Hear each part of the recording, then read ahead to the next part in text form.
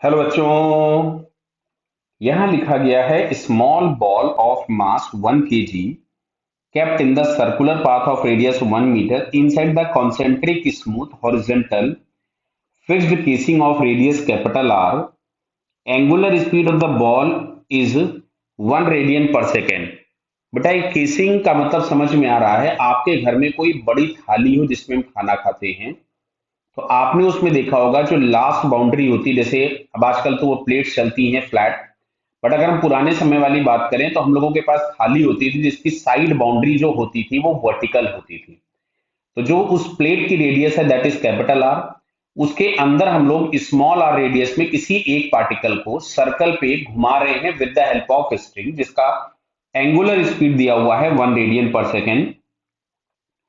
अब इसमें लिखा है at a certain moment the string which kept the ball in the circular path breaks and the ball goes tangentially to the wall of rigid casing and bounce off elastically and hits the casing and bounce off clear है। तो ये बार बार process चलेगा।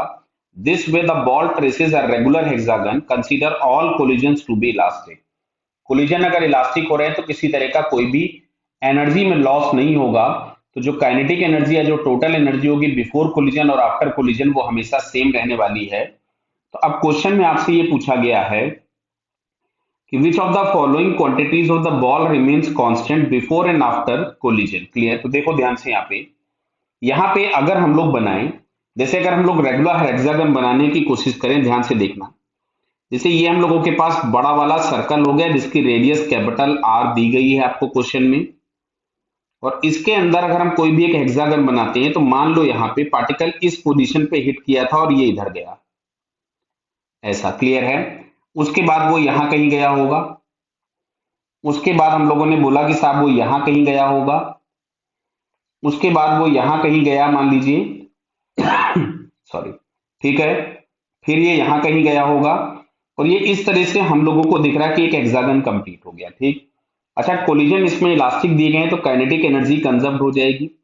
अच्छा, जितने भी impulse act होंगे सारे के सारे इंपल्स पास कहां से होंगे? इसके सेंटर से। बेटा क्लियर हो रहा है?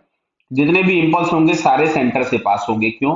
क्योंकि इंपल्स हमेशा जो होता है वो जो कॉमन टेंजेंट होती है, क्योंकि स्मूथ दिया है, कॉमन टेंजेंट जो होगी उसके परपेंडिकुलर होगा। तो ये हम लोगों के पास होगा लाइन ऑफ इंपल्स जो कि पास होगा सेंटर से। तो अगर ये सेंटर से पास यहां से हो रहा है तो इसका कोई भी टॉर्क नहीं होगा। टॉर्क अगर नहीं होगा तो एंगुलर मोमेंटम क्या होगा? कंजर्व्ड रहेगा। तो इसमें हम लोगों के पास काइनेटिक एनर्जी और angular momentum about the centre जो मिलेगा वो कंजर्व हो जाएगा। क्लियर। जो कि हम लोगों को जैसे दिया लीनियर मोमेंटम तो कंजर्व नहीं होगा। 100% लोगों को समझ में आ रहा होगा कि पहले वेलोसिटी इधर है और तुरंत वेलोसिटी का डायरेक्शन क्या हुआ? चेंज हो गया। काइनेटिक एनर्जी और angular momentum about the centre is conserved. Clear, ये बात बिल्कुल सही है। नेक्स्ट लिखा है velocity and angular momentum about the centre of circle and kinetic energy. फिर से देखो इन्होंने वेलोसिटी देके गड़बड़ कर दिया, अदरवाइज कंजर्व्ड हो जाता। तो फिलहाल यहां से हमको दिख रहा है second option, it second answer is correct. Clear बेटा? Okay, all the best.